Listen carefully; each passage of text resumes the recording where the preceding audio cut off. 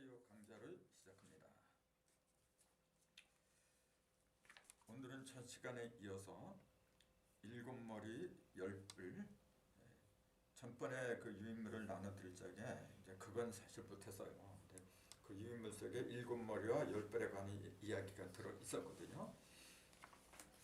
제가 경험한 바에 의하면은 성경에서 가장 난해한 부분이 요한계시록이고, 그 난해한 부분 중에서도 또 난해한 게 뭐냐면 오늘 공부하는 이 부분인 것 같아요.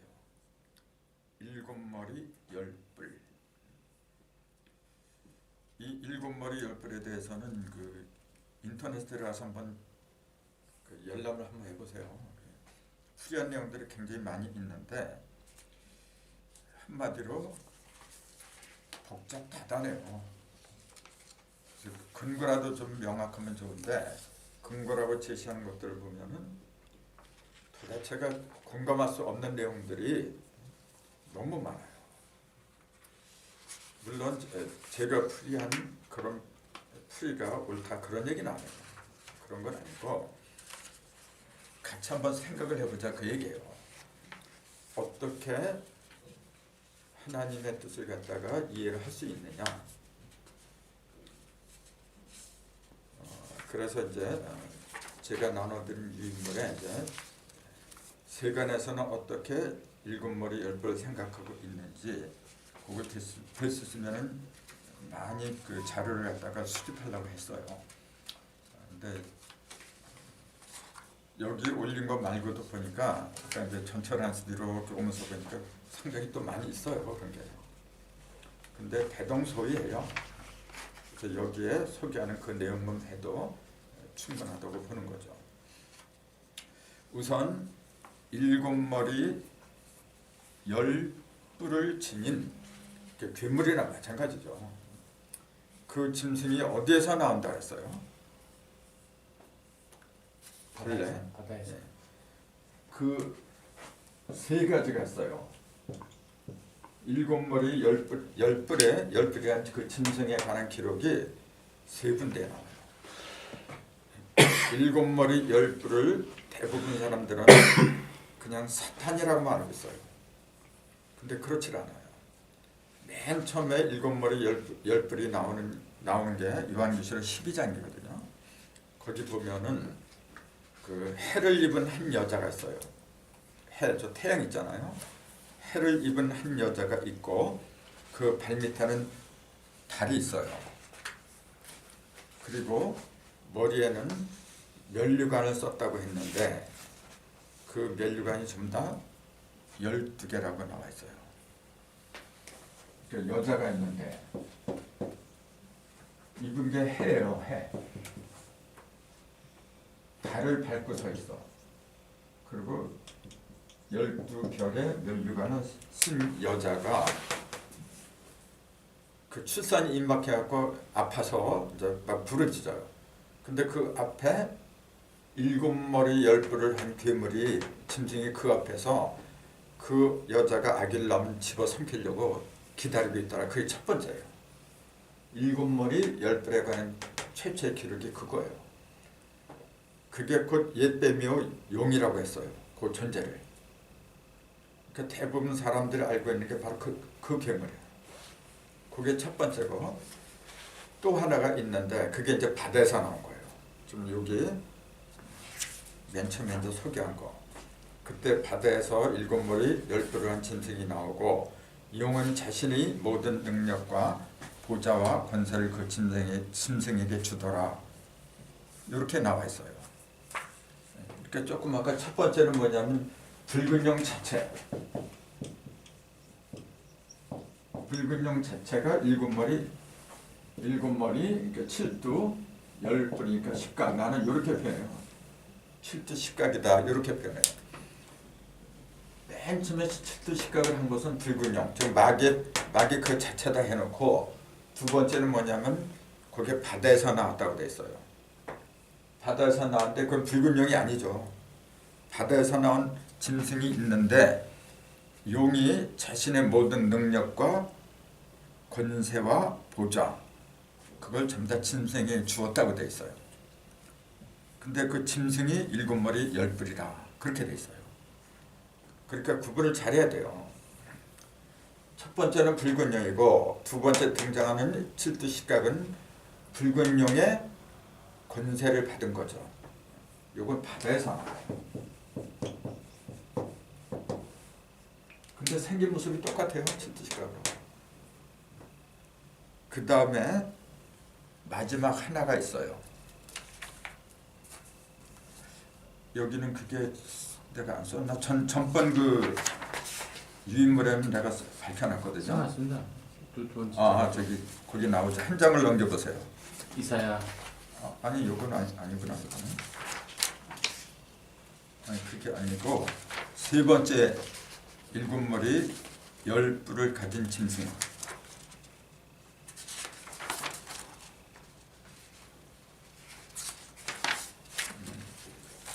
그게 요한계시록 13장에 아마 나올 거예요. 여기는 네? 세 번째 때 세 번째.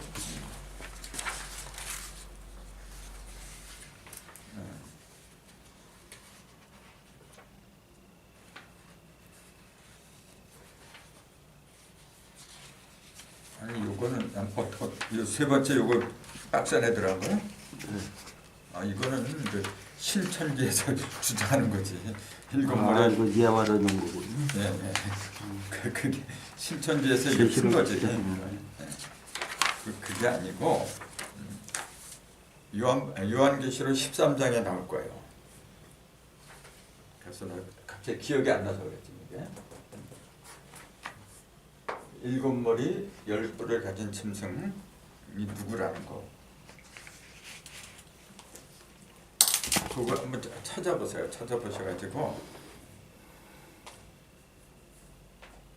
아무튼 성경에는 7머리 10뿔을 가진 짐승을 크게 셋으로 구분을 해놓고 있어요. 찾아나요? 그러니까 먼저 번의 유인물 혹시 없나요? 거기에는 있는데. 위에 따놨어. 맨 위에 없으면.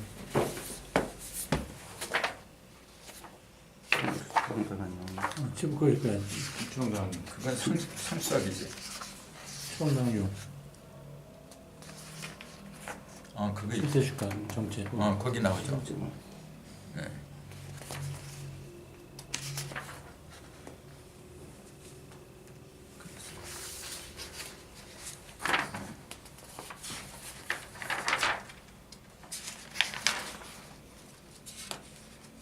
다니엘 세면대 등장하는 것 말씀하시는 건가요?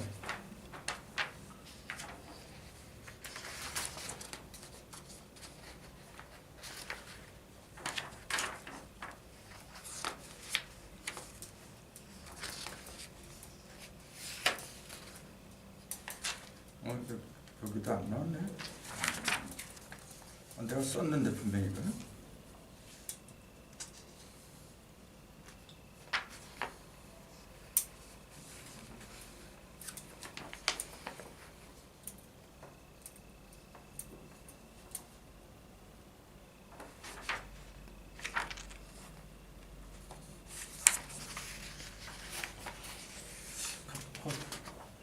나올 때 항상 안 나오네 지금 이게.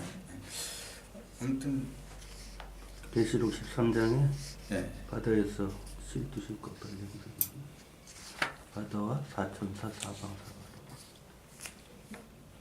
그게 지금 두 번째 짐승을 말할 거예요. 그냥 바다에서 나오는 거. 그게.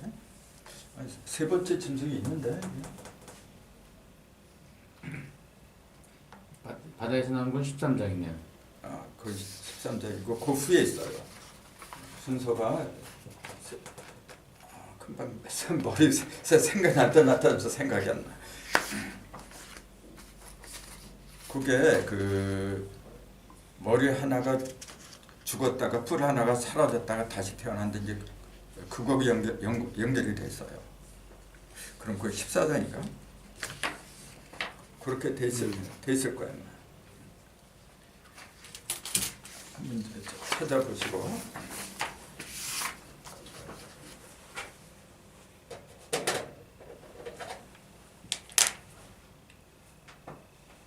우선 여자가 해를 입은 여자라고 그랬거든요. 해를 입었다, 태양을 입었다 이제 그 얘기잖아요.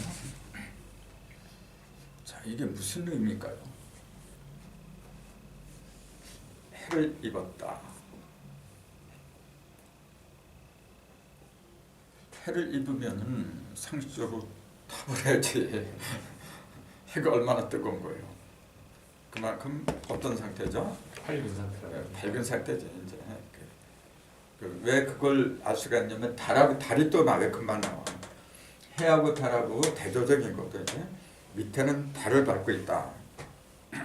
여자가 달은 땅을 말하는 거고 해는 하늘을 말하는 거죠. 원래 여자는 상징적으로 땅을 가리키는 거지 그 하늘을 가리키는 존재가 아니죠.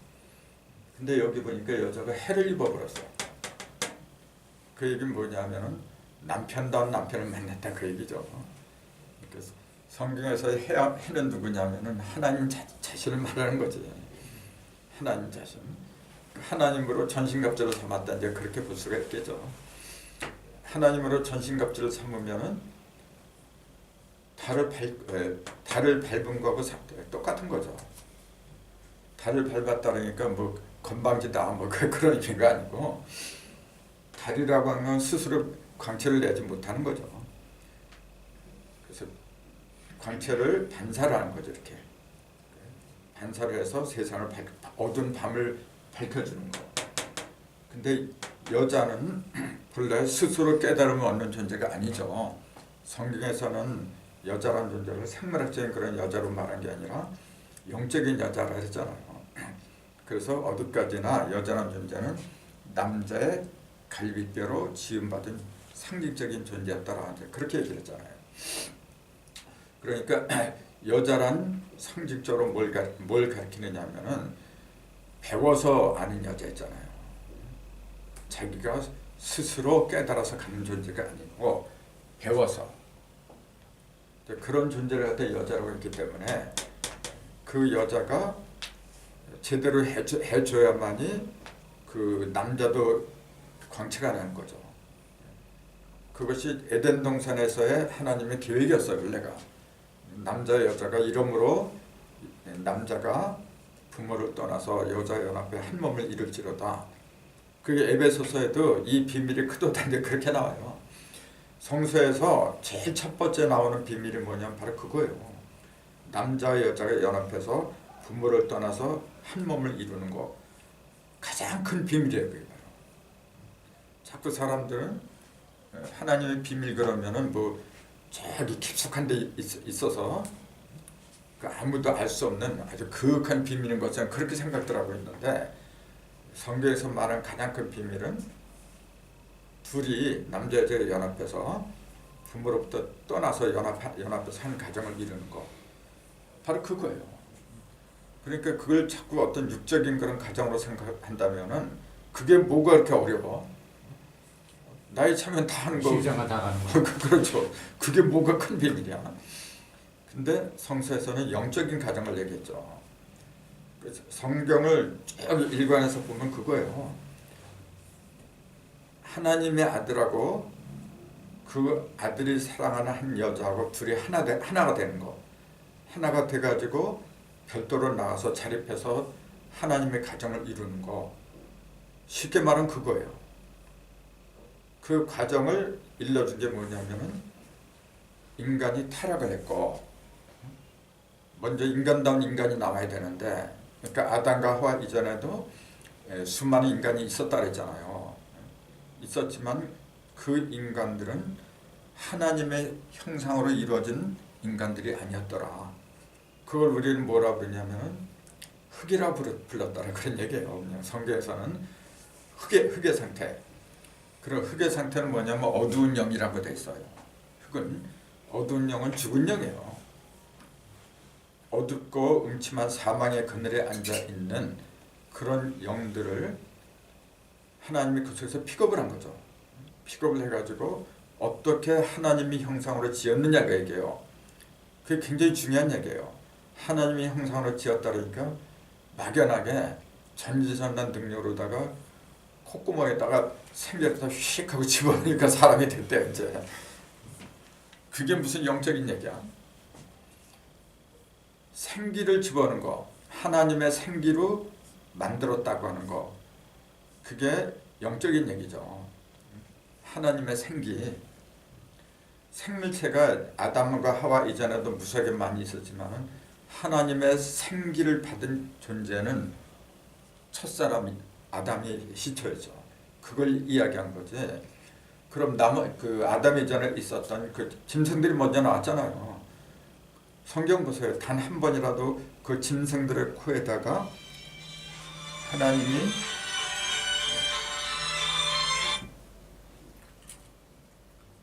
꺼버려.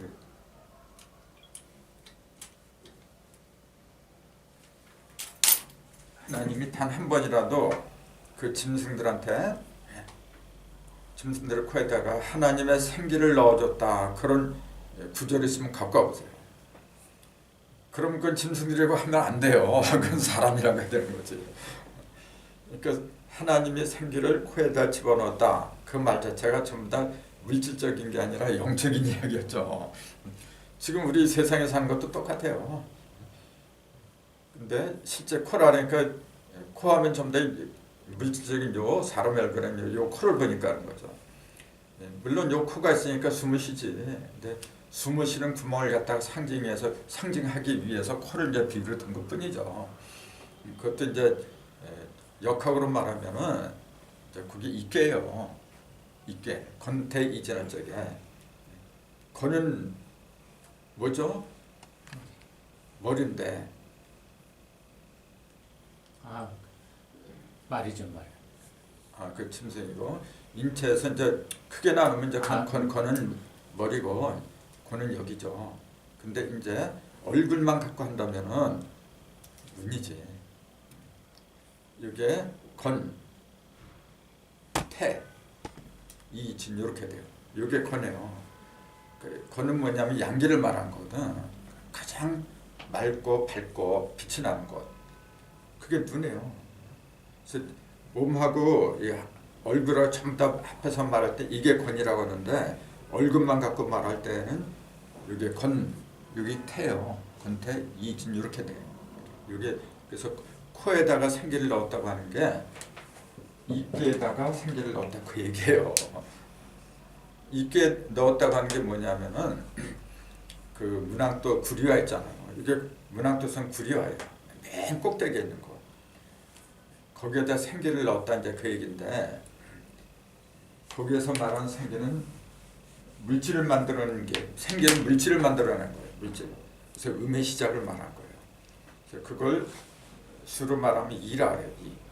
구리화짜리로 영감때 이가 들어간 걸 가르친 거 원래가. 그거 이제 생기를 갖다 넣었다 이제 그렇게 얘기하는 건데 지금은 이제 성경 시간이니까 어쨌건 생기를 갖다 하나님의 생기를 갖다가 숨을 불어넣어서 생명체가 된 것은 인간이 최초예요. 그 위에 없어요, 여러분. 오직 유일무이한 거예요. 그럴 수밖에 없는 게 뭐냐면은 하나님의 아무리 많은 생명체들이 있다고 해도 하나님의 길을 갖다가 받아서 태어나야만이 하나님의 작품이다. 그렇게 얘기를 한 거예요. 그렇게 본다면은 태초라고 하는 그 시점이 어저께도 이제 그 사람들이 그러더라고요. 6,000년 전이라고 자꾸 웃겨 이제. 그래서 그러자고 이제 그만두었지만은 내가 이제 그래서 그분들한테 그런 얘기를 했어요. 그러면은 예수 그리스도의 생일이 왜 성경에는 안 나와 있느냐 이제 그렇게 물어봤어요.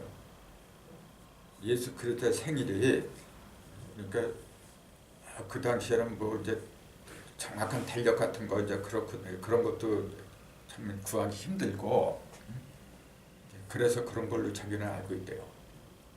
그래서 내가 그리고 성경에는 그 예수님의 구체적인 생일이 며느리시가 나와 있지 않아서 아무도 모르는 거래요. 모르는 걸 왜 자꾸 나보고 물어보느냐 이제 그런 식으로 얘기를 해. 그래서 내가 있으니까 물어봐죠. 없는 걸 내가 왜 물어봐요? 성경에 분명히 예수님의 생일. 이제 그 얘기가 왜 나왔느냐면은 인간이란 존재가 사람을 지었다는 그 존재가 영적인 인간을 말한 거지 이런 육적인 인간을 가리킨 게 아니다. 이제 그 얘기 하면서 그렇게 연결이 됐던 거죠. 그러니까 지금 강행 그 내용하고는 일맥상통하잖아요. 그러니까 눈들이 이만해져요. 그래서 아니 예수님 생일이 성경에 나와 있어요? 어디 그런 게 있어요? 그래. 제가 시 2편을 읽어봐라. 그래서 성경을 잘 알아요. 너는 내 아들이라 오늘날 내가 너를 낳았다. 그거 말해요. 그래서 그렇죠.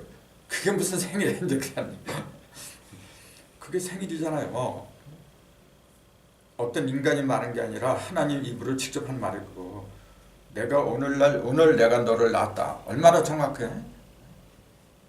하나님이 입으로 한 거예요. 그거. 오늘이라고 분명히 얘기를 했는데 대부분 세상 사람들은 꼭 어떤 몇 년, 몇 월, 며칠 그걸 그런 식으로 알고 있기 때문에 그게 들어가지 않은 거죠. 근데 하나님은 진실입니다. 진리를 말한 거죠. 예수님이 어떤 한 특정한 인간을 가리킨 게 아니란 거 아셔야죠. 누구든지 하나님의 말씀을 받은 사람들을 신이라고 했잖아요. 하물며 하나님의 아들이 그 말씀을 받은 하나님의 아들인데 신 중에 신이지. 근데 그 신 중에 신이 언제 태어나느냐? 생일이 언제냐면 바로 오늘이에요. 오늘. 여러분들이 내가 그 사람들한테 그래서 여러분들이 태어나는 오늘 진리의 말씀을 깨닫고 새로 거듭나는 그 순간을 예수님의 생일이라고 한 거예요. 나는 매일 십자가를 지고 죽노라. 바울이 그랬잖아요. 죽으니까 또 태어나야지. 그게 오늘 아닙니까? 그렇게 얘기를 해도 말을 안 들어. 그러니까 뭐 어쩔 수가 없어요. 이 붉은 용이 이제 이 칠두식각을 얘기하다 나왔는데 붉은 용이 잡아먹으려고 했던 여자가 바로 해를 입고 달을 밟고 면류관을 12개를 썼어요. 면류관을. 이 마귀하고 다른 게 뭐냐면은 여자는 마귀는 면류관이 몇 개예요? 10개요. 10개잖아요. 10불을. 여자는 12개를 써요. 그게 좀 달라요. 물론 여자는 7머리라는 표현은 없지. 그런 건 없지만 면류관 수만 계산은 그렇게 돼 있어요. 그 여자는 본래 그 남자를 위해서 돕는 배필로 지어졌다는 게 레위기나 성경에 나와 있어요. 근데 영원히 돕는 배필로 있어야 되느냐? 그건 아니죠. 언젠가는 이 여자도 남녀 동등이 돼야 돼요. 그건 맞아요. 그러니까 왜 하나님 아버지만 있느냐? 하나님 어머니 교회도 생겨야 된다. 그 안상호인데 그렇게 얘기하면 그 일리가 있는 이야기인데 어떻게 되느냐? 그 방법을 얘기를 해줘야죠. 근데 거기서는 뭐냐면 오직 안상홍이라는 사람만이 그렇게 된다. 그렇게 말하니까 문제죠. 그리고 안상홍이 죽고 거기에 장시성을 가진 여자가 그 바톤을 이어서 지금 하고 있어요. 그 인터넷에 검색을 해보세요. 안상홍 해가지고 이대 교주 쭉 하면 다 나와 그 이름이. 얼마나 엉터리인지 아세요? 그 교리도 한번 읽어보세요.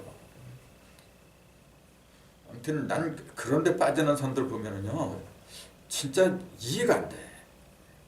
오면서도 계속 오늘 강의하고 연결되는 이야기인데 7머리 10풀 있잖아요. 신천지는 뭐라고 했는지 이렇게 내가 알아야 되잖아요. 기가 막혀서 말이 안 나와요. 그래서 붉은 용은 7머리 10뿔을 가졌는데 그 붉은 용이 제일 두려워하는 사람이 누구냐면 여자예요. 바로 해를 입고 달을 밟고 있는 그 여자. 왜 두렵죠? 그 여자가 아기를 낳아서 그래. 아기. 장차 철장이 쇠몽둥이잖아요. 철장으로 만국을 다스릴 남자를 이 여자가 낳아. 그럼 그 애가 나오면은 자기는 뭐가 돼? 이제 바위 새끼가 뭐가 되죠. 그러니까 그 나오면은 잡아먹으려고 기다리고 있는 거예요. 근데 그 모습이 7머리 10뿔이다. 그렇게 나온 거예요. 그래서 그걸 갖다가 붉은 용이라고 이제 붉은 색깔로 이야기를 했다 그랬잖아요. 근데 우리가 알다시피 용은 5개가 있잖아요. 동방 있으면 청룡이잖아요. 서방은 백룡, 그 다음에 가운데는 황룡, 남방이 붉은 용이거든. 북방이 흑룡이죠. 근데 그 5개 용 중에서 하필이면 왜 붉은 용이라고 했느냐면은 제일 높은 데 있는 거예요. 그게 남방이 제일 높잖아요. 이게. 제일 높은 곳을 차지하고 있는 용.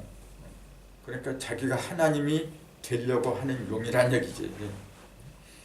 용이라고 해서 무조건 마귀 새끼다 그렇게 보고 있는 게 오늘 기독교의 현실이에요. 용 그러면 뒤도 안 돌아봐. 무조건 마귀 새끼를 해야 돼. 그렇게 보면은 우리 조상들은 참 할 말이 없어. 우리 조상들이 제일 좋은 꿈이 뭐냐 그러면 용 꿈이 이제 제일 못된 꿈이 뭐예요 그러면? 개꿈이지 이제. 그 뭐 안 되면 아이 개꿈이야. 이제 개소리 말라. 그 선천에서 제일 핍박받은 게 개예요. 지금도 그래요. 개 같은 소리 말라. 개하고 술하고 한짝이 뭐냐면 맞은편이 진이잖아요. 진술이 이게 한짝이거든. 그 용은 그만큼 상서로운 짐승으로 봤던 거죠. 상서로운 짐승. 그 우리 조상들은 용을 갖다가 아주 상서로운 짐승으로 보았고 성경에서 무조건 마귀로 보고 그렇게도 알고 있어요. 근데 잘 봐야 돼요.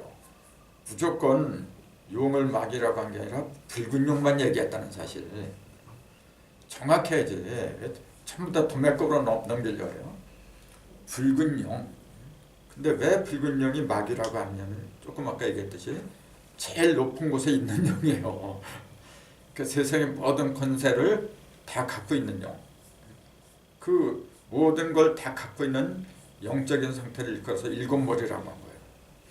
머리가 하나만 있어도 생각이 얼마나 빨라. 7개나 돼요. 그거하고 연결되는 게 뭐냐면은 그 노아의 홍수가 일어나가지고 하나님이 그 세상을 쓸어버리고 나중에 후회를 하잖아요. 그래서 뭘 보면은 내가 다시는 세상을 물로 청소를 안 하겠다는 그 약속을 기억하리라. 잘 알잖아요.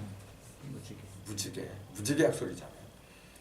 하늘의 무지개 딱 보이면은 내가 혹시 잊어버렸을지라도 다시 기억하리라 이제 그래요. 그 무지개의 친색이에요. 7머리하고 똑같아요.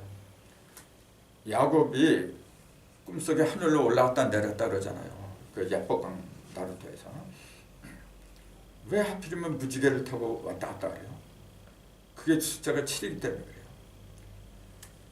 그래서 하나님은 1로 시작하는데 모든 시작은 1이에요. 1이지만은 그것이 우리 하도 공부해서 그랬잖아요.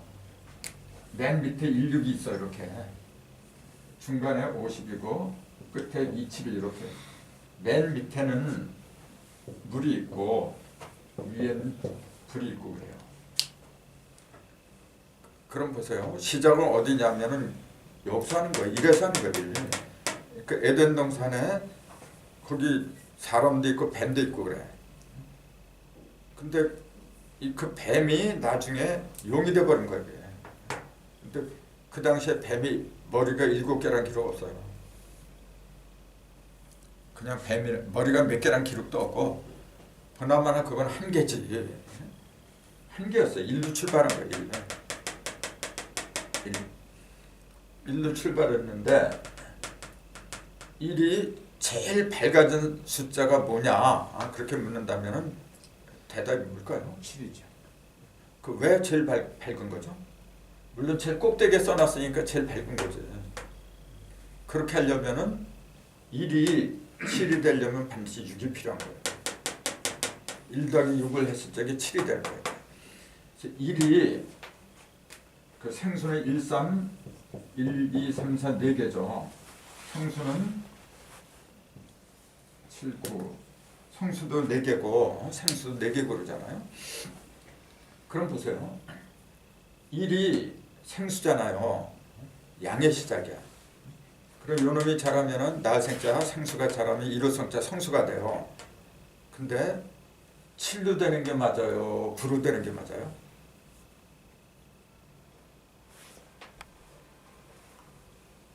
육으로 되는 건 틀린 건가 이게? 1이 6으로 되는 게 원래 그렇잖아요. 물이잖아요. 이게 생수의 성수고. 근데 지금은 1이 자라서 제일 밝은 게 7이 된다 그러면 1이 7이 된다는 것도 틀린 게 아니지. 1이 8이 9가 되는 것도 틀린 게 아니에요. 5를 더하면 6이고 6을 더하고 8을 더하고 또 1에다 7을 더하면 8이 되고 그래요. 그러니까 그게 무슨 말이냐면은 6, 7, 8, 9, 10은 전부 다가 생수들이 변하는 거예요. 6이 되는 게 1만 6이 된다 그게 아니란 말이에요. 자, 그거는 상수 씨가 이제 본격적으로 얘기를 할 텐데, 자, 그 얘기를 왜 하느냐면은 1이 형상으로 따지면 제일 큰 게 6이에요. 이건 생수고 이건 성수잖아요. 그 5가 들어갈 적에 다 자란 게 6이지. 근데 7은 어떤 상태죠? 1이 어떻게 된 거예요? 1이 6이 되는 거는 5를 더한 거잖아요. 5를 더했다는 말은 뭐고, 이건 6을 더한 거예요. 1에다가 6을 더한 게 7이 되고 1에다 8을 더한 게 9가 되는데 그래요. 그 의미가 들어와야 돼요. 그게 들어오지 않으면 1이 다 자라면 6으로만 되는 걸로 그렇게만 알게 말하네요. 그럼 1이 7이 돼서 7마리가 된다는 그게 보이질 않아 이제. 7이 되려면 2만 되는 걸로 알죠. 이렇게. 지금 역학자들은 이거밖에 몰라요 지금. 근데 그렇지 않아요. 2에다 5를 더하면 7이지만 1에다 6을 더하면 또 7이 돼요. 그런 거 뭘 가리키는 건지 그런 게 소상해져야 돼요. 근데 지금 분명한 사실은 성경에서 말하고 있는 것은 뱀이 다 자라서 새하늘과 새 땅을 이루는 요한계시록 맨 마지막에 그 맨 마지막에 등장하는 이 뱀은 머리가 7개가 달렸어요. 처음에는 머리통 하나로 시작을 해가지고 사람도 똑같아. 자, 뱀은 하나님을 대적하는 그 원수의 입장이고 하나님을 돕는 배필의 입장도 있어야 돼요. 두 가지에 크게 하나는 선이고 하나는 악이에요. 하나님과 맞서는 악의 편이 있고 또 돕는 선의 편이 있고 두 가지예요. 그러면은 돕는 선의 편의 마지막 상징적인 인물이 누구냐면 그게 여자예요. 바로 이 여자가 원조가 누구냐면 하와예요. 하와. 타락하기 전에 하와. 타락하기 전에 하와는 선악과를 먹기 전에 하와잖아요. 원래 하나님의 이상대로 생긴 여자였어. 근데 거기서 타락을 하잖아요. 타락하는 순간부터 악으로 가는 거지 이제. 그 잘한 것이 뭐냐면은 음녀예요. 그건 붉은 영이 아니고 음녀지 그거는. 같은 여자로 얘기를 해야 되니까 여자도 크게 둘로 나눠져야 되잖아요. 그래서 그 하나님의 배필이 되는 여자는 해를 입은 여자, 즉 만국을 다스릴 그 남자를 낳는 여자, 또 악의 편에 맨 마지막에 열매로 나오는 여자는 많은 물이 앉아있는 큰 음녀죠. 그걸 큰 성 바벨론이다 이제 그렇게 얘기했어요. 세 번째가 그거 맞아. 이제 생각났다. 큰 성 바벨론, 여자가 앉아있는 붉은 빛인 등을 타고 앉아있다고 돼 있어요. 여자가. 그게 7머리 10뿔이라고 돼 있어요. 그거예요. 첫 번째는 그냥 붉은 영이고 두 번째는 바다에서 나와서 붉은 영이 모든 권한을 주었고 세 번째가 그거야. 강의하다 보니까 생각이 난다. 세 번째가 많은 물이 앉아있는 음녀가 있는데 그 음녀의 최후를 너한테 보여준다고 사도 요한을 데리고 가잖아요. 그래서 가서 보니까 광야가 펼쳐져.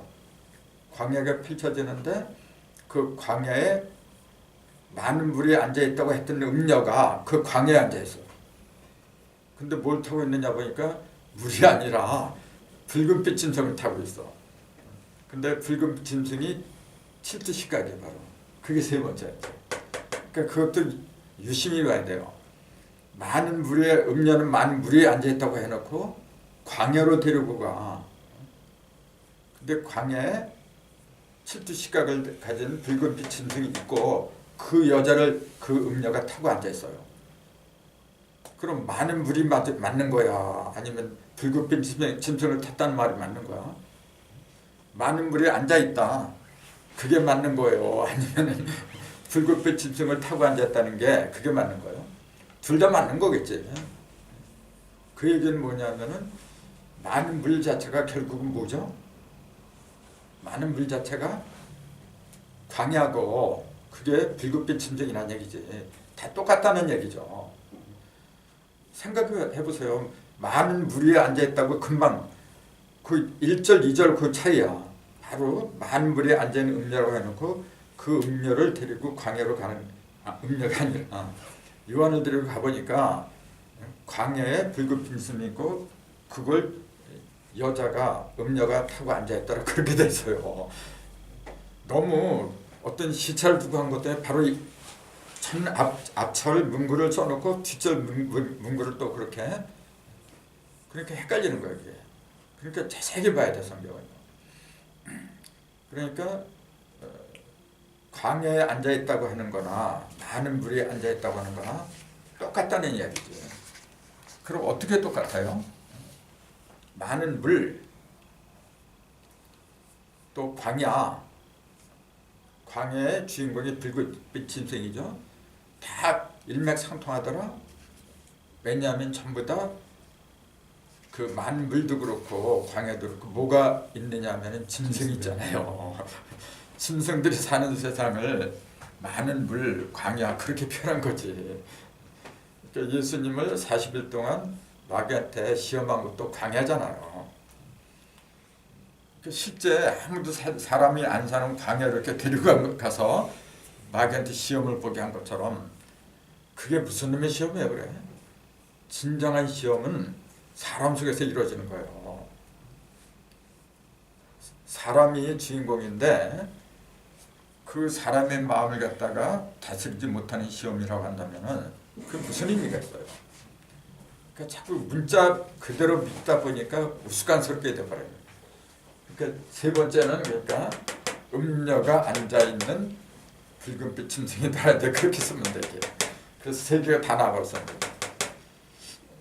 그러니까 붉은 용이나 바다에서 나오는 그 짐승 그거나 음녀가 앉아 있는 붉은 짐승이나 사실은 똑같은 거죠.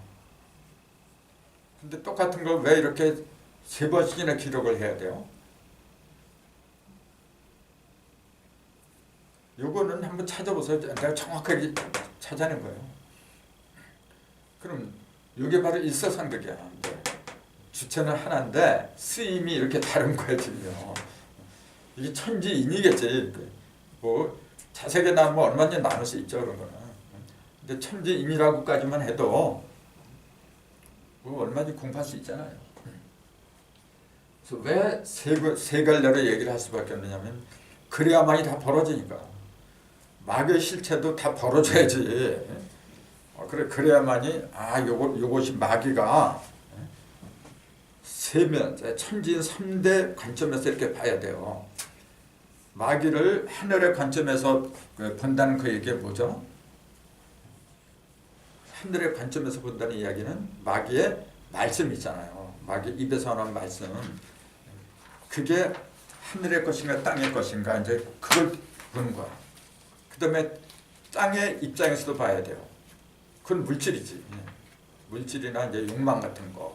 이제 그런 관점에서 하나님의 뜻대로 하느냐 마귀의 뜻대로 하느냐 그게 판가름이 나요.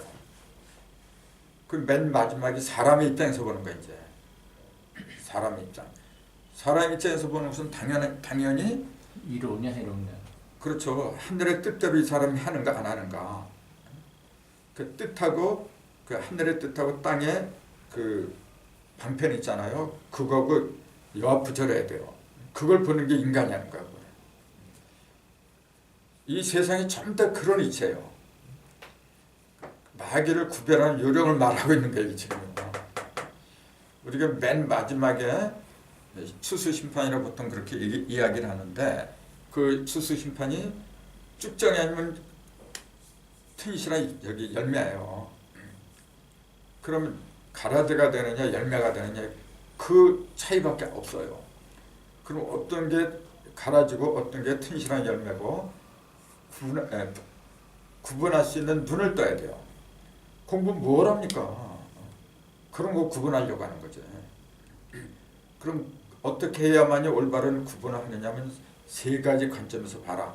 그걸 얘기해 주고 있어요 지금요. 그걸 두 번째 짐승이 바다에서 나오죠. 이 붉은 용은 어디서 나와요? 붉은 용은 어디서 나와요? 이건 분명히 바다에서 나온다고 했으니까 바다에서 나오는데 네 바람 있잖아요. 네 바람을 그 잡고 있는 천사들이 있어요. 그 사하고 깊은 영가 있어. 그럼 붉은 용은 어디 있다가 나오는 거야 이게? 하늘에 있다는 성경에 보면 무저갱이라고 돼 있어. 무저갱으로부터 올라와가지고 그 맨 마지막은 요거는 어디 있어요? 요놈의 짐승은 광야에 있는 거죠. 광야지. 네. 그렇게 구분이 돼요. 그럼 그게 바로 천지인을 구분하는 요령이야. 무저갱이 뭐냐면은 자 천지인하고 구분해 보세요. 그러면 바다고 무저갱이고 요거는 광야고 그럼 천지인을 나름대로 구분할 수 있는 근거가 됐잖아요. 그럼 하늘은 어디에 속한 거야? 그 천부적인 끝이 없잖아. 무저갱이라는 건 끝이 없다는 얘기예요. 그러니까 그게 하늘이지. 그 다음에 광야는 땅이죠. 그럼 요거는 바다가 인에 해당이 되겠죠. 그러면 본래 물은 하늘로 올라가고 땅으로도 내려가고 그래요. 물이 수증기가 되면 하늘로 올라가. 그리고 땅으로도 흐르고 그래요. 인간이 그런 거야 이제. 하늘로도 가고 땅으로도 가고 그런 거예요. 그래서 천인치 이렇게 얘기한 거예요. 그러니까 성경도 이런 관점에서 본다면은 일서삼극이에요. 정확하게 치와 용을 딱 나눠. 그럼요. 법칙이 있기 때문에 믿을 수가 있는 거지. 아무리 그 하나님이라 해도 제 멋대로 하는 게 어떻게 믿음이 가나? 아무튼 아까 이거 생각이 안 나는 게 좀 생각이 나서 말씀드린 거예요.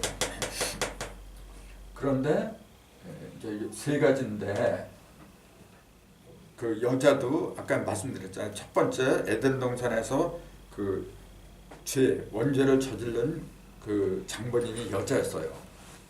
그 여자가 똑바로 서야 돼. 올바른 여자가 되지 않으면은 하나님도 방편이 없어요. 그거. 여자가 여자의 도움이 필요치 않다면 여자를 만들 필요가 없는 거예요. 자기가 당신이 알아서 다 만들면 그만이지 뭐 남자 여자 뭐로 만들어? 당신은 하나님 당신 자신은 모든 것의 주인이죠. 주인이지만은 본인이 직접 나서서 할 수 있는 게 있고 없는 게 있고 그래요. 아무리 임금이라고 해도 임금이 저기 그 포도대장이 할 일을 갖다 임금이 가서 한번 해봐요. 그거. 위신도 안 서는 거고 질서가 엉망이 돼버려 이게. 그래서 하나님이라고 해도 해서는 안 되는 게 있고 하지 않으면 안 되는 게 있고 그런 거죠. 하나님이 하는 일은 뭐냐면 가장 기본적인 거 그게 뭐냐면 음과 양을 세워놓는 거예요. 모든 것의 기본이 음과 양이 없으면 이게 말이 안 돼요. 그래서 양에 속하는 남자를 먼저 만들고 그다음에 그걸 도와주는 음을 만들고 그래서 남자 여자를 그래서 만든 거죠. 남자 여자를 만들었으면 어떻게 해요? 남자 여자가 할 일이 있으니까 만든 거죠. 그냥 심심풀이로 만들었나요? 반드시 인간을 만들었을 때는 인간을 통해서 하고자 하는 하나님의 뜻이 있었죠. 하나님은 뜻만 갖고 있는 거지. 물질은 땅에 사는 거예요. 땅에서 내줘야지. 그 다음에 그걸 한데 합치는 것은 뭐냐면 인간이 하늘의 뜻하고 땅의 물질하고 합작해서 이뤄내는 게 인간이 하는 거지 하나님이 이뤄내는 거 아니란 말이에요.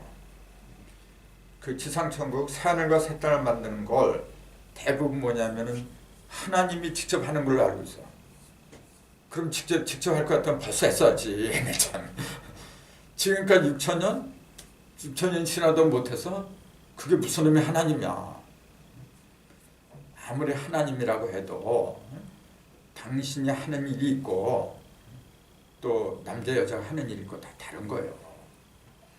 그래서 하나님이 기다리는 게 바로 그거예요. 믿을 수 있는 여자, 남자 그게 먼저 나와야 돼. 그래서 남자가 걸어온 길을 보여준 게 첫 번째 아담이고 두 번째가 뭐죠? 예수. 그렇죠. 예수지. 아담으로부터 모세까지 모세를 비롯한 모든 선지자. 그러니까 아담은 그러니까 뭐냐면 죽은 영에서 산 영으로 된 거고 첫 번째 죽은 영에서 산 영이 된 거고 그 겨우 이제 태어난 갓난아기지.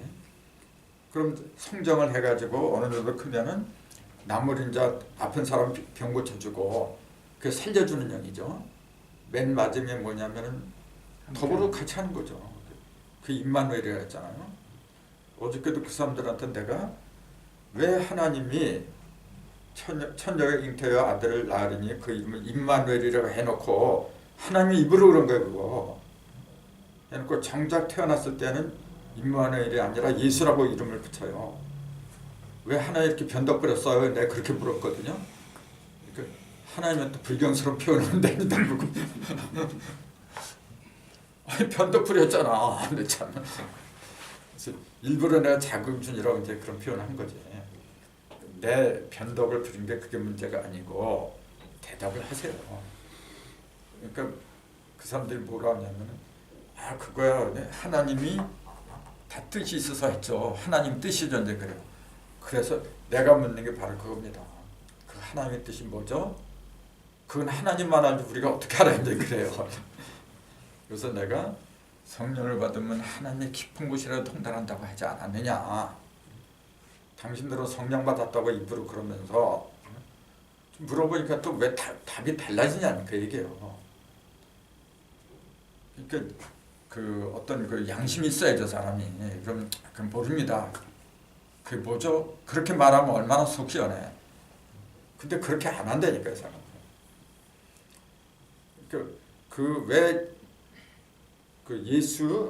예수를 거치지 않고 바로 임마누엘을 했으면은 변덕 부렸다는 말이 안 나오는데 그게 뭐냐면 과정이기 때문에 그래. 우리도 청소년이 뭐하러 거쳐요? 그냥 뚝딱 어머니 뱃속에서 나올 때 어른으로 만들어 버리지. 그러면은 학교 다니는 비용도 안 들어갈 거고 부모님 고생 안 시켜도 되잖아요. 그 오랜 세월 말이야. 근데 그렇게 하지 않으면 안 된단 말이에요. 그 법칙을 어기면서 하면 어떻게 되느냐면은 반드시 탈이 나게 돼 있어. 하나님 똑같아요. 그래서 맨 처음에 원죄를 가져온 장본인이 여자였어요. 그 여자가 올바른 여자가 나오지 않으면 그 일이 안 돼요. 그래서 그 여자가 바로 해를 입은 여자야. 그 여자를 상징한 사람이 대표적인 게 성모 마리아라고 보면 되겠죠. 그걸 동정녀다. 그렇게 얘기를 한 거죠. 그 동정녀는 깨끗한 여자고 그 반대는 뭐냐면 지저분한 여자지. 그 음녀. 그 많은 물이 앉아있다고 한 것이 그거죠. 그 음녀가 뭐 미쳤다고 많은 물이 앉아서 춥지도 않나? 그 많은 물이라고 하는 거는 그 계시록에 그랬잖아요.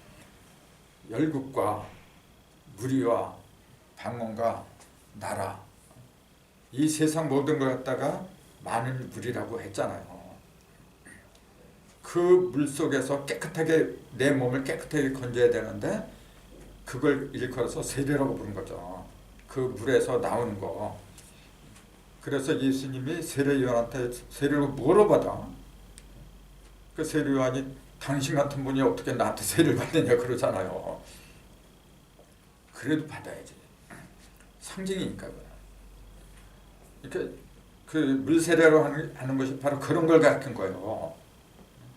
근데 실제로 목욕탕 같은 데 들어서 이렇게 뭐 머리통에다 하지 말고 목욕탕 들어서 온몸을 깨끗하게 씻는 침례를 해야 된대. 이제 침례가 맞느니 세례가 맞느니 쌈박질들 하고 있어. 아, 그거 안 받으면 어떻고 받으면 어때요? 쓸데없는 거 가지고 쌈들하고 그래. 그 속에 들어있는 의미를 알고 내가 그대로 하면 되잖아요. 우리는 지금 노아의 홍수 때보다 더 지저분한 물 속에 살아가고 있어요. 얼마나 지저분한데 지금. 내가 정신 못 차리면 그냥 떠밀려가요. 특히 현대 교육은 진리를 가르치지 않아요 지금요. 어떻게 하면은 좋은 직장 들어가고 좋은 신랑감 만나고 맨 장사꾼들이 지금 가르치고 있는 교육이죠. 썩었어요 지금. 거기서 내 몸을 깨끗하게 간직하는 것이 그게 올바른 진리 세례죠. 그래서 그 세례는 물하고 불하고 두 가지를 동시에 받아야 돼요. 그래서 물세례는 더러운 거 깨끗하게 하는데 연단은 못 시켜요. 보물을 만드는 것은 물이 만드는 게 아니지. 연단시켜서 폐석을 갖다 광석을 보물을 만들고 하는 것은 불이 하는 거예요. 그래서 해를 입은 여자예요. 불세를 받은 여자다 그 얘기지. 해를 입은 여자. 우리가 그렇게 돼야 우리가 그 여자가 돼야 돼 지금요. 근데 이 여자가 들렸는데 방해꾼이 뭐냐면은 입을 아가를 쫙 벌리고 내 몸에서 이렇게 진리의 자식이 태어나면 죽이려고 받아먹으려고 그런 인간들이 너무나 많아 지금. 근데 그것도 그렇죠. 그래서 그 여자가 아기를 낳아요. 그러니까 하나님이 그걸 하늘로 이렇게 끌어올려가요. 하나님 보좌 옆으로. 그러면은 전에도 말씀드렸지. 그냥 하나님 보좌 옆에서 키우면 얼마나 좋아. 그럼 마귀가 범죄도 못할 거고. 근데 1260일 동안 저기 광야에다가 예배처럼 마련해놨어요. 그것도 이해가 안 돼요. 그렇게 귀중한 자식이라면은 왜 내쫓아? 광야는 땅인데. 그럴 수밖에 없죠. 영적인 비유니까. 그래서 그 여자가 그 아기를 데리고 3년 6개월 동안 거기서 피난살이 하잖아요. 그것이 이제 나중에 아마겟돈 전쟁은 전부 다 연결이 되버린 게. 그 과정에서 주인공이 7두시가예요. 그럼 7두시 7머리 10뿔 그거 지금 계속 요새 그거 쓰고 있는 거예요. 쓰고 있는데 그걸 갖다가 지성교에서는 뭐라고 했느냐 하면은 그 박스 안에 이제 두 번째 박스를 한번 보세요. 7머리 두 번째 장. 7머리 10뿔 가진 짐승은 전에 있었다가 시방은 없으나 장차 무적에게로부터 올라와 멸망으로 들어갈 자라고 했는데 이건 지금 기성교에서 한 얘기예요. 그건 네로 황제의 환상을 가리킨다. 실제로 이렇게 썼다니까요. 네로 황제가 환생한대요. 그래서 7머리와 7산에 대한 것도 크게 세 가지로 분류를 하는데 첫 번째는 뭐냐? 로마에 있는 7산을 가리킨대요. 두 번째가 단순히 짐승의 본질을 잘 드러내는 세상 권력을 상징한다. 세 번째가 7제국과 그 통치자를 가리킨다. 그 7제국이 그 밑에 이제 나라 이름이 참 다 나와요. 줄리어스 시저, 아우구스투스, 티베리우스 뭐 이런 식으로다가 전부 다 이름이 다 나와요. 10뿔 열왕하고 7제국은 애굽, 니누에, 바벨론, 바사, 헬라, 로마 뭐 이렇게 그 역사적인 사건을 전부 다 이야기하는 걸로 그렇게 지금 풀어놨어요. 또 어떤 사람들은 여의도 순문교에 사는 거예요. 뭐냐면 1993년 11월 1일에 창립한 EU, 즉 유럽연합이 적그리스도요 불균형이라고 한다. 그렇게 얘기를 해요. 이런 건 아마 웬만한 사람 다 알 거예요. 근데 이것이 틀렸다는 거는 세상 사람이 다 아는 거예요 벌써. 그 다음에 요새 한창 그 주가를 올리고 있는 신천지의 주장을 인용해 보기로 한다 그랬거든요. 그게 또 박스에 들어갔죠. 그러니까 이는 곧 마귀에게 속한 거짓 목자의 조직이다. 그렇게 돼 있어요. 거짓 목자의 조직이다. 그러면서 그거는 다 읽어보면 되는데 한마디로 그거예요. 신천지에서 말하는 일곱 머리는 청지기 연구소라고 있어요. 청지기. 거기에 있던 일곱 사람의 목자가 자기네 과천의 그 장막성전에 맨 처음에 그할 때 그 일곱 목자가 거기에 들어왔대요. 그래서 그 사람들이 그 초기 교회를 갖다가 전도를 열심히 하다가 나중에 배도를 했다고 얘기해요. 그걸 이제 니골라당이라 그래요. 계시록에 나오는. 그래서 그 사람들이 일곱 목자가 그 이름이 다 나와 있어요. 그 사람들은. 내가 여기를 안 적었는데 저 인터넷에 들어가면요 이름 일곱 명의 이름이 다 나와 있어. 그거는 누가 밝힌 거냐면 초창기에 거기서 배웠던 사람들이 나중에 보니까 이만이라는 사람이 14만 4천 안 죽는다고 했거든. 그 14만 4천에 들어오면은 영생한다 그랬어요. 그러면서 그 중에 이제 누구 이제 그 자기네 일하는 사람 있잖아요. 이제 그런 사람들 이름을 대면서 이 사람도 안 죽는다고 했던 사람들이 몇 사람 죽었어요. 그런 사람들 이름이 다 나와. 그러니까 안 죽는다고 했던 사람들이 죽으니까 이 사람들이 이게 가짜구나 하고 탈퇴를 했어요. 그래가지고 그 이름들 전부 다 밝혀놨어요. 그러면서 또 요새 누구야 이만희가 그 영적인 아내가 있어요. 영적인 후계자로 삼았던 여인이 있어. 김남희라고 있어요. 그 세계 평화 그 연합 그 회장도 맡고 그 김남희라는 여인이 원래 천주교 신자였는데 2004년인가 언제 이제 그때 신천지에 들어가고 눈에 들어가지고 급상정을 해버렸지. 그래서 이제 자기의 영적인 부인이라고 해갖고 그 어디야 어떤 장막선전에 가면 거기다가 두 사람의 그 형상을 갖다 새겨가지고 그 영적인 부부라고 말이죠. 그렇게까지 하고 아니 대대적으로 그런 홍보를 많이 했던 여인이 김남희라고 있어요. 근데 그 여자가 작년에 탈퇴를 벌였어. 탈퇴해가지고 그냥 탈퇴한 것도 아니에요. 완전히 원수가 됐어요. 이때 이만희 씨는 배도했다.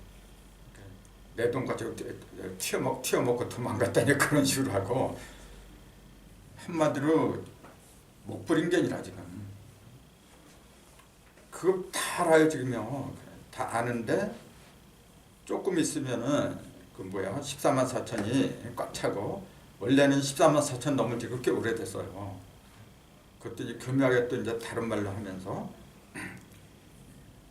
그거는 이제 남의 교단 내가 얘기할 것까지는 없는데 일곱 머리고 열 뿔 가진 짐승을 그런 식으로 자기네 교단에 속했던 그 일곱 목자 배도한 일곱 목자가 일곱 머리다 그런 식으로 찍어다 붙여요.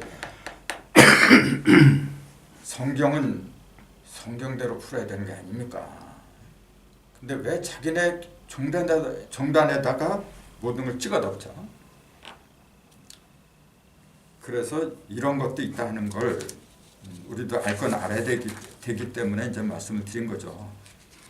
거기 제가 자세하게 박스 안에 내가 써놨어요. 이게. 그래서 한마디로 신천지에서는 자신들의 전신인 과천의 장막 성조 안에서 벌어진 일이다. 그렇게 주장을 하고 있어요. 그런데 이제 오늘은 이제 그 칠두식가 보고만 수리적으로 잠깐 말씀드리고 더 자세한 이야기 그건 다음 시간에 또 말씀드릴게요. 우리가 그 우주를 한 통의 그 입체적인 사과라고 비유를 해가지고 3번 가른다 했잖아요. 이렇게 3번 가르면은 도합 표면에 6개의 십자가가 생기고 요건 이제 평면적인 거죠. 2개가 합한 거. 그 다음에 내면에는 1개의 십자가가 있는데 이건 입체적인 십자가가 있어요. 이렇게. 합해서 7개의 십자가가 생겼는데 십자가가 생겼다는 그 의미가 뭐죠? 이게 머리기 때문에 하는 얘기예요. 이건 머리라 써요. 머리라고 하는 건 뭐냐면 깨달음을 말할 거예요. 깨달음이라고 하는 것은 어느 한쪽으로 치우치지 않는 조화와 어떤 중화 그 상태를 말하는 건데 그러려면 여십자가 돼야 돼요. 그래야만 여기 중심에 사는 거거든요. 근데 그 근본이 뭐냐면 3번 가려는 거예요. 천일, 지일, 인일. 그래서 하나님은 삼위일체라고 하는 말이 그게 맞는 거예요. 셋이 그 몸뚱이는 하나인데 하는 역할이 셋이잖아요. 내가 그래요. 내가. 여러분도 똑같고 내 몸뚱은 하나지만은 내 속에는 머리로는 하나님이야. 내가. 하나님이 여기 있어 지금. 그 다음에 여기서는 뭐냐면 땅이죠. 그 다음에 사지로는 일을 하는 거라 이제. 그 천지인이 내 속에 같이 있는 거예요. 내 몸은 하나지만 내 속에 천신, 지신, 인신, 삼신이 동시에 있어요. 근데 하나의 선이 이렇게 겹치면은 여십자가 되고, 그러니까 여십자라고 하는 것은 뭐냐면 조각이 아니라 음기하고 양기가 교차하는 지점이지. 그러니까 기가 왔다 갔다 하는 것이죠. 형상이 왔다 갔다 하는 것이 아니라 기가 왔다 갔다 하는 것이 그게 육이라는 사실이에요. 그럼 이게 뭐냐면 하늘의 음양, 땅의 음양, 사람의 음양. 음양 자체는 장차 형상으로 드러날 거지 형상은 아니거든. 자, 무형도 하늘에도 무형의 음양이 있고 땅에도 물론 땅은 그 유형이지. 근데 유형으로 하기 전에는 무형이에요. 그것도 인간도 마찬가지고. 자, 하늘에도 무형의 음양, 땅 사람도 다 무형의 음양이 다 있는 거예요.